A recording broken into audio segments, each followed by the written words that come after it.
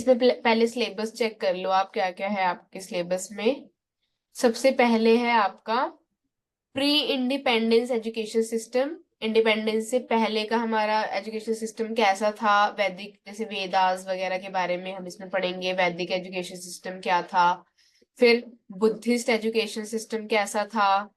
फिर इसमें हम एंशियंट यूनिवर्सिटीज पढ़ेंगे नेक्स्ट, जिसमें हम तक्षशिला और नालंदा यूनिवर्सिटीज, वैशेषिका यूनिवर्सिटी, इन यूनिवर्सिटीज के बारे में पढ़ेंगे। और फिर आपका इसमें लास्ट है प्री इंडिपेंडेंस में ब्रिटिश एजुकेशन। इसमें हम मैग्ना कार्टा, मकले मिनट्स, इसमें भी हम काफी यूनिवर्सिटीज पढ़ेंगे जो ब्रिटिश टाइम में हमारी स्टैब्लिश हुई है और कौन कौन सी जगह पे स्टैब्लिश हुई है। ठीक है, तो पहला आपका हो गया प्री इंडिपेंडेंस एजुकेशन सिस्टम के टॉपिक्स। ठीक है, जहाँ पे स्टार लगे हुए हैं इसका मतलब वो ज्यादा इंपॉर्टेंट है, जो अब आ रहे हैं जिसपे ज्यादा क्वेश्चन।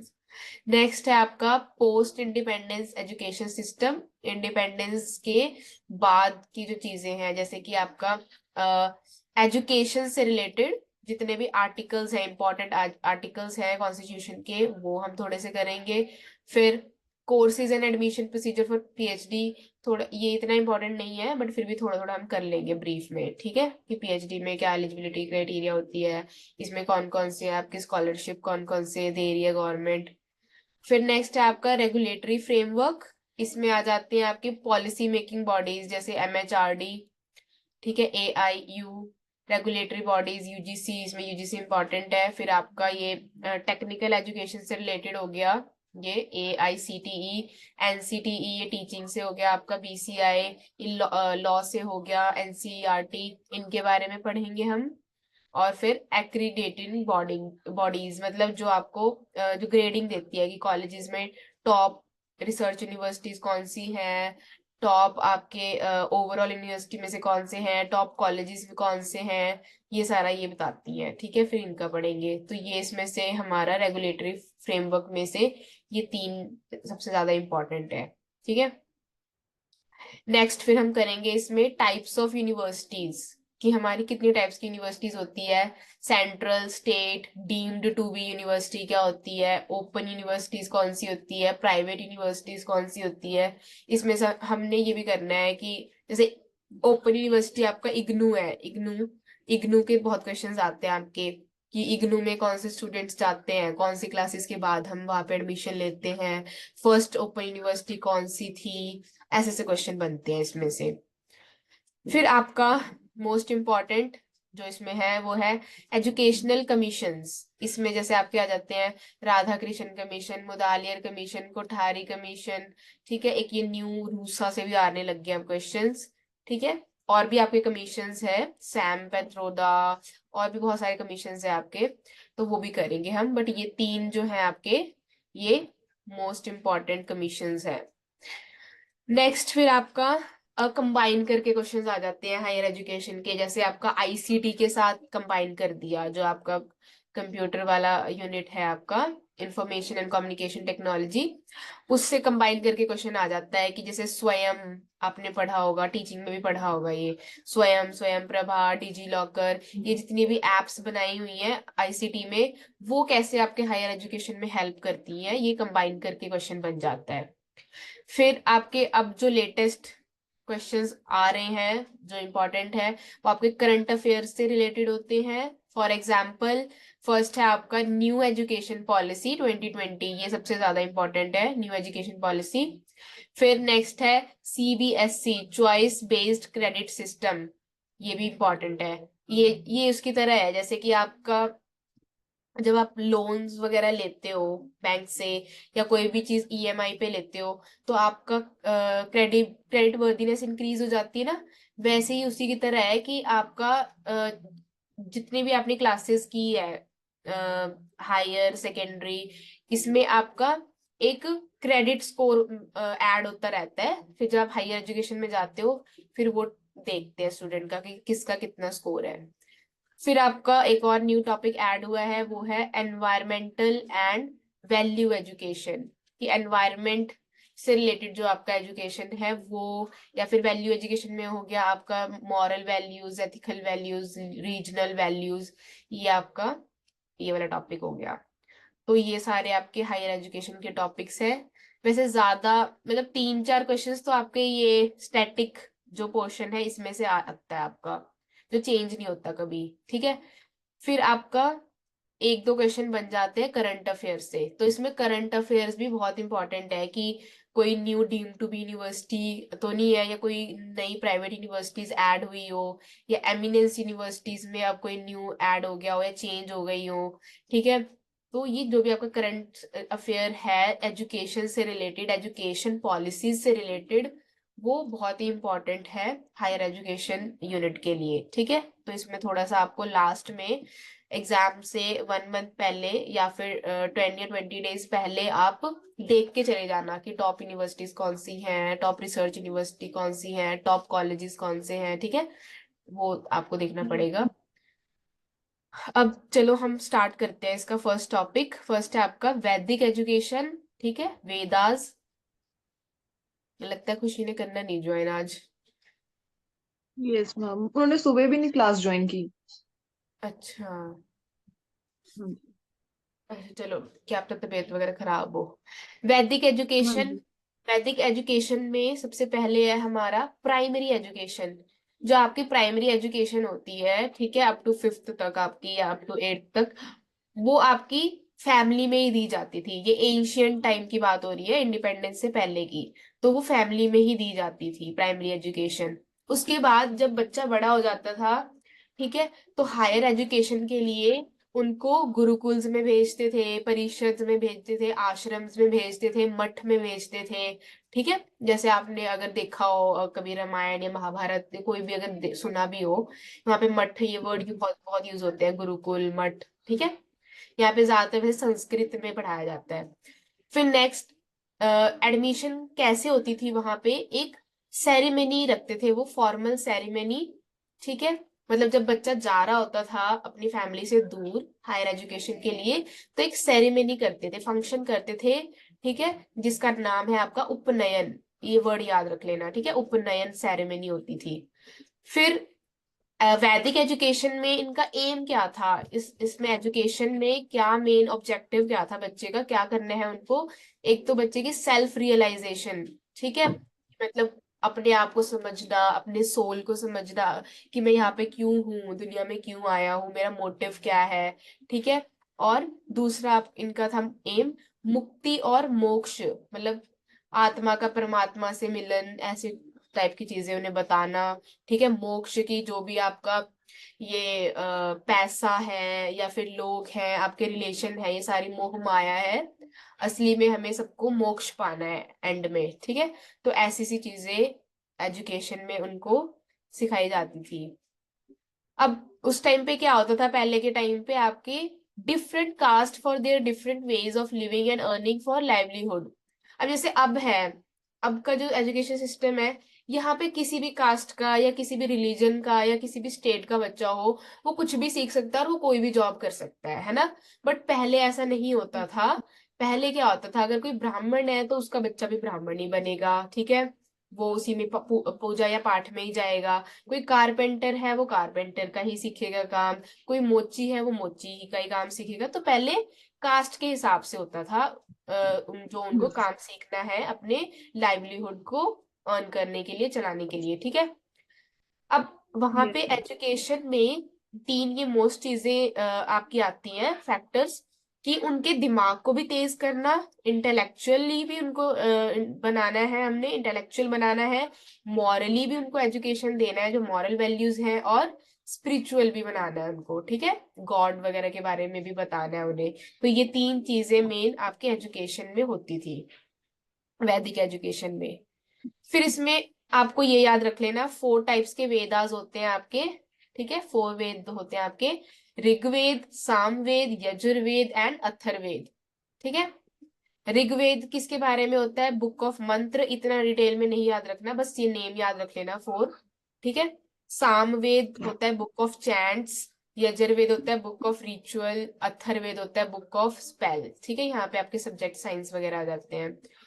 तो ये आपके 4 वेदास होते हैं, ठीक है। ये आपका था वैदिक एजुकेशन का सारा, ठीक है।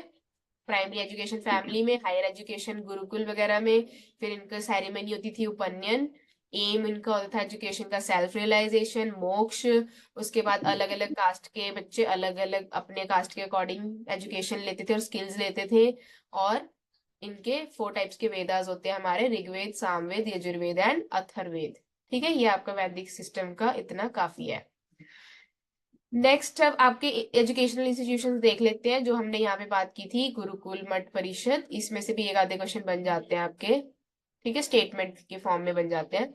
तो इसमें से सबसे इंपॉर्टेंट है आपका गुरुकुल सिस्टम। ठीक है, गुरुकुल सिस्टम क्या होता था आपका? Education was influenced by culture and religion. यहाँ पे आपकी एजुकेशन जो थी वो कल्चर पे बेस्ड थी, रिलीजन पे बेस्ड थी। ठीक है, इन्होंने किस पे एम्फेसिस किया था या इनका मेन फोकस किस पे था? Holistic learning. हॉलिस्टिक मतलब हर ऑल राउंड डेवलपमेंट होनी चाहिए उसकी, ठीक है, हर एरिया में, प्रोफेशनली भी, सोशली भी, रिलीजियस भी और स्पिरिचुअल भी। ठीक है, हर चीज की लर्निंग देनी है बच्चे को। इसमें नॉलेज आपको किस किस की दी जाती है सब्जेक्ट्स की? अगर बात करें आर्ट की, लिटरेचर की, फिलोसफी, प्रैक्टिकल स्किल्स भी सिखाया जाता था। ठीक है, यहाँ पे गुरुकुल सिस्टम में जैसे हमारा आज का सिस्टम है वो सारा थियोरेटिकल बेस्ड है अगर हम देखें तो, एक्सेप्ट आपका यस। इंजीनियरिंग में फिर भी थोड़ा प्रैक्टिकल होता है। बाकी आपका जो आर्ट्स है, कॉमर्स है, इसमें सारा थ्योरी ही हम पढ़ते हैं, है ना, प्रैक्टिकली हमें कुछ भी नहीं सिखाया जाता। बट उस टाइम पे, एशियन टाइम पे भी इवन प्रैक्टिकल बच्चों को सिखाया जाता था। उनको नेचुरल एनवायरनमेंट में, सेम उसी एनवायरनमेंट में जिस चीज के बारे में उन्हें सिखा रहे हैं, स्किल्स दे रहे हैं, उस नेचुरल एनवायरनमेंट में लेके जाके फिर उनको नॉलेज प्रोवाइड की जाती थी। तो उन्हें प्रैक्टिकल वर्ल्ड, प्रैक्टिकल भी दिख जाता था कि हाँ हमें ऐसे काम करना है, तो उनको इजी हो जाता था जब वो एजुकेशन लेकर जाते थे। तो उनको काम करने में बहुत इजी होता था क्योंकि उन्होंने सारा प्रैक्टिकली सीखा है। जैसे हम है, हमें टैली, यहाँ पे अकाउंटेंसी प्रैक्टिकली कभी नहीं सिखाई। ठीक है, जैसे हम कॉमर्स के हैं, हमें नहीं सिखाई कभी, हमें बाद में जाकर अपने आप खुद सीखना पड़ता है प्राइवेट इंस्टीट्यूशन से। ठीक है, और पहले क्या होता था गुरुकुल में कि सेल्फ कंट्रोल, डिसिप्लिन, डिसिप्लिन तो बहुत इंपॉर्टेंट है गुरुकुल में। ठीक है, टाइम पे, जैसे आपका हॉस्टल का सिस्टम होता है ना, जैसे नवोदयास होते हैं, वैसा सा था यस कुछ मैम। कुछ। ठीक है, कि वहां पे टाइम पे आपका ब्रेकफास्ट होगा, टाइम पे ही लंच होगा, टाइम पे डिनर होगा, अगर कोई नहीं आया टाइम पे तो फिर उनको उसको नहीं मिलेगा, पनिशमेंट होती थी। ठीक है, तो ये था। फिर यहाँ पे को करिकुलर एक्टिविटीज भी करवाई जाती थी गुरुकुल में, जैसे कि स्पोर्ट्स, योगा। ठीक है, ताकि वो फिजिकली भी स्ट्रांग रहे, फिजिकल हेल्थ का भी ध्यान दिया जाता था वहां पे। ठीक है, how Gurukul system yes. Is different from modern education. अगर हम इसके बेनिफिट्स या हम इसके मेरिट्स बताएं तो कैसे आज के एजुकेशन सिस्टम से बेटर था गुरुकुल सिस्टम? क्योंकि यहाँ पे अप्लाइड नॉलेज दी जाती थी, मतलब जो चीज सिखा रहे हैं वो एक्चुअल में रियल लाइफ में भी वो अप्लाई होती थी। Value based learning, value based learning का मतलब है कि यहाँ पे मॉरल वैल्यूज भी सिखाई जाती थी यहाँ पे। ठीक है, रिलीजियस वैल्यूज भी राइट सिखाई एंड जाती थी रॉन्ग। यहाँ पे। ठीक है, हाँ, यहाँ पे सिर्फ ये नहीं है कि आपने, हाँ आप सीख, आप पढ़ तो रहे हो पर आपको किसी से बात करने की ही तमीज नहीं है। ठीक है, या यस। किसी को रिस्पेक्ट ही नहीं कर रहे आप। फिर थर्ड है आपका हम्म। Student teacher relationship. उस टाइम पे जो बच्चे होते थे, स्टूडेंट होते थे, वो उनके लिए गुरु भगवान के रूप में देखते थे वो अपने गुरु को, है ना, टीचर्स को। अगर हम आज देखें, आज मॉडर्न एजुकेशन में तो टीचर्स को कुछ भी नहीं समझते स्टूडेंट्स आजकल के। ठीक है, स्कूल्स में या कॉलेजेस में इतना नहीं है, इतना रिस्पेक्ट अब नहीं रहा जितना पहले होता था आपका गुरुकुल सिस्टम में। तो उनका ऐसा रिलेशन होता था कि दिल से वो रिस्पेक्ट करते थे, इसलिए अ, जो वहाँ का डिसिप्लिन था वो बहुत अच्छा होता था। ठीक है, और बहुत अचीव भी करते थे, बहुत ज्ञान मिलता था वहां पे, बहुत ज्ञानी, मतलब ज्ञानी बन के निकलते थे गुरुकुल से। ठीक है, ये आपका था गुरुकुल सिस्टम, इतना काफी है आपका गुरुकुल सिस्टम के लिए। ठीक है, अब यहाँ यस पे मैम। एक क्वेश्चन और बना था, मैं वैसे ही बताती हूँ, यहाँ पे लिखा नहीं है, प्रीवियस ईयर का था क्वेश्चन स्टेटमेंट में, कि गुरुकुल सिर्फ लड़की लड़कों के लिए ही था, ओनली फॉर बॉयज नहीं, दोनों के लिए होता था। ठीक है, बट वैसे आपने कभी देखा नहीं होगा, कभी टेलीविजन वगैरह पे दिखाया हम्म। नहीं है, बट दोनों के लिए था, गर्ल्स एंड बॉयज दोनों के लिए होता था। ठीक है, नेक्स्ट आपके ये छोटे छोटे इंस्टीट्यूशन, ये इतने इंपॉर्टेंट नहीं है पर फिर भी थोड़ा थोड़ा पढ़ लेना इनके बारे में भी। ठीक है। परिषद मतलब वन, बस एक बार रीडिंग ले लेनी है। परिषद क्या होता था यहाँ पे आपके मतलब ब्राह्मण्स होते थे, ठीक है। यहाँ पे ब्राह्मण्स होते थे, वो उन वो मतलब एक्सपर्ट होते थे अपने अपने एरिया में, जैसे philosophy, theology and law. Theology होती है आपकी जैसे आत्मा, सोल वगैरह के बारे में स्टडी करना, उसको थियोलॉजी बोलते हैं। और लॉ, तो इनके बारे में वो अपने अपने एरिया में एक्सपर्ट होते थे, और वो फिर आगे स्टूडेंट्स को भी पढ़ाते थे, ठीक है। यहाँ पे ये याद रख लेना, सबसे पहला परिषद था संगम, जो आपका फर्स्ट सेंचुरी में हुआ था, वो भी तमिलनाडु में, ठीक है। बस इसका इतना याद रखना है आपने। नेक्स्ट है आपका आश्रम्स। आश्रम्स, आश्रम क्या थे? Students from different parts of the country gather, यहाँ पे अलग अलग कंट्री के स्टूडेंट्स आते थे, इकट्ठा होके यहाँ पे पढ़ाई करते थे, ठीक है। इसमें आपका एग्जाम्पल है आश्रम ऑफ भारद्वाज एट प्रयाग, ठीक है, ये याद रख लेना। अब इसमें आपके 3 डिपार्टमेंट्स होते हैं आश्रम में, 3 डिपार्टमेंट्स होते थे आश्रम में। एक था अग्निस्थान, ब्रह्म स्थान और विष्णु स्थान। तो ये किसके लिए था, बस इतना याद रख लेना। अग्नि स्थान था जहां पे वो जाके फायर के अराउंड पूजा करते थे, प्रेयर्स करते थे, ठीक है, बैठ के। ब्रह्म स्थान था वेदास, वहां पे अपने वो ग्रंथ वगैरह पढ़ते थे, ठीक है। फिर थर्ड था आपका विष्णु स्थान। विष्णु स्थान में आपको सिखाते थे राजनीति, पॉलिटिक्स क्या होती है, अर्थनीति। अर्थनीति मतलब कि आपका इकोनॉमी के बारे में, मतलब जो आपके ये प्रोफेशनल सब्जेक्ट्स हैं इनके बारे में यहाँ पे सिखाते थे। तो 3 आपके डिपार्टमेंट्स होते थे आश्रम्स में, ये याद रखना है, ठीक है। नेक्स्ट है आपका बुद्धिस्ट एजुकेशन सिस्टम। अब देखो ये हमारा कंप्लीट हो गया वैदिक वाला, ठीक है, वैदिक वाला खत्म हो गया आपका। अब बुद्धिस्ट एजुकेशन का हम देख रहे हैं।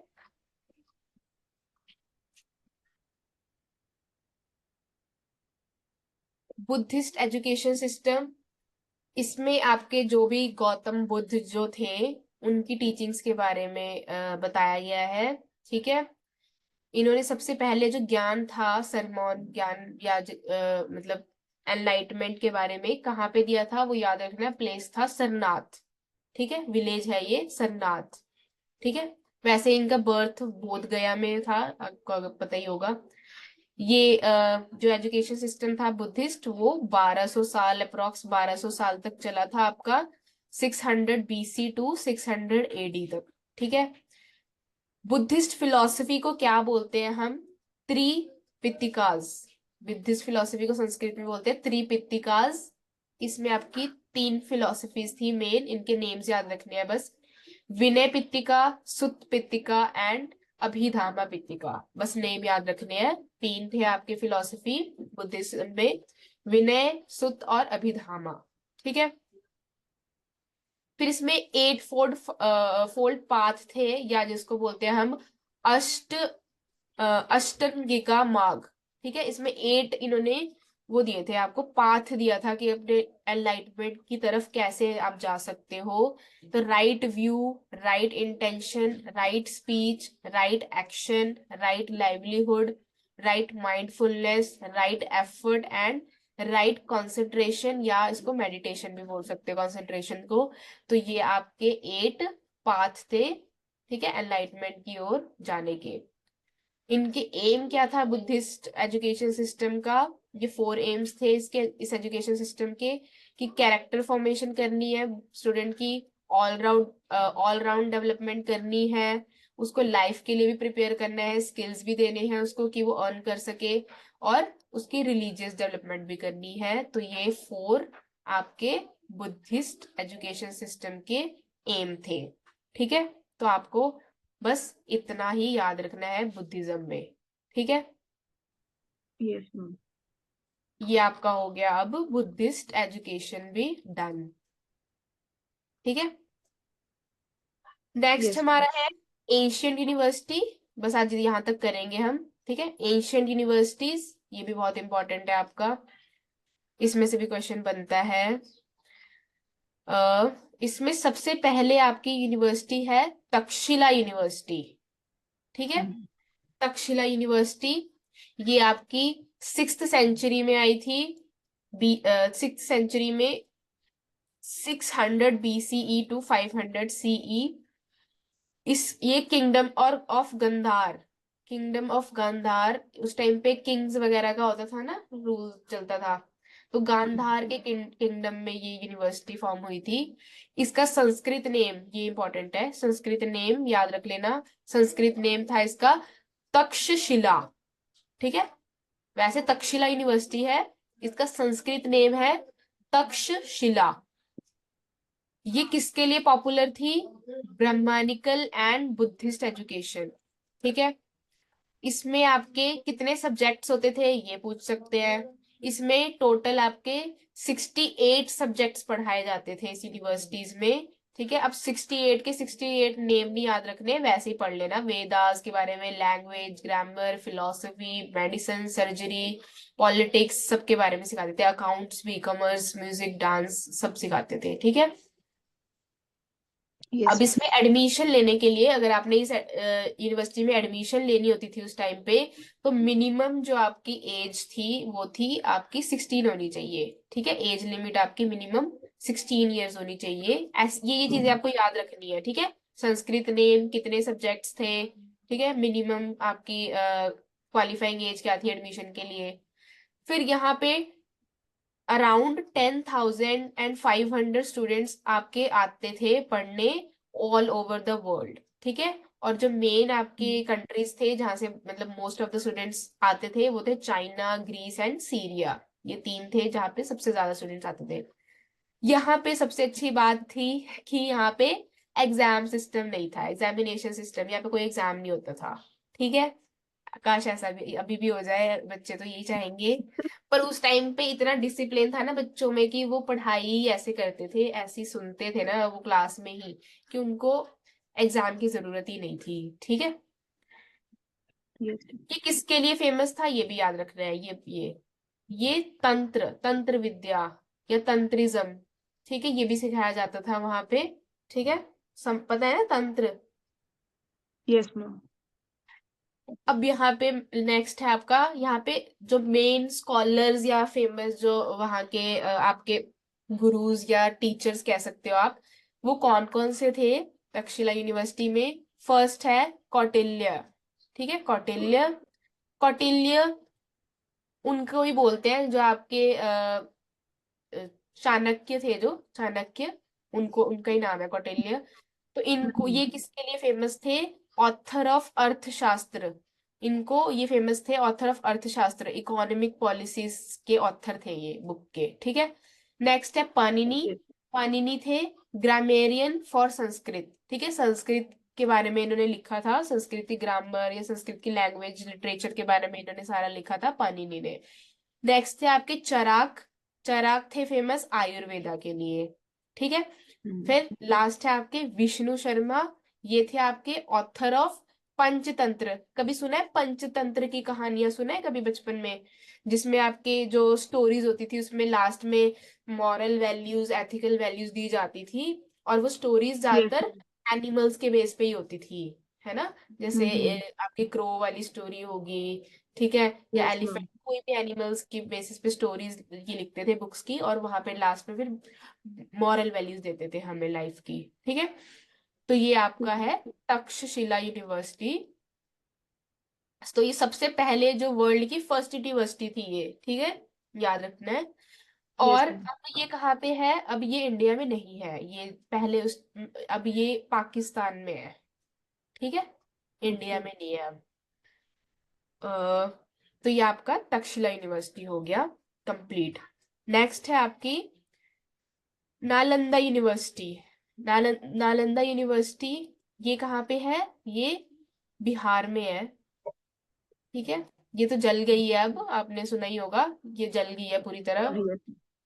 हाँ, यहाँ पे बहुत बहुत अच्छी अच्छी, यहाँ पे इतनी मतलब इम्पोर्टेंट बुक्स, हमारी हिस्टोरिकल बुक्स रखी होती थी यहाँ पे, और बट जला दी इसको, है ना? इसको किसने जलाया था?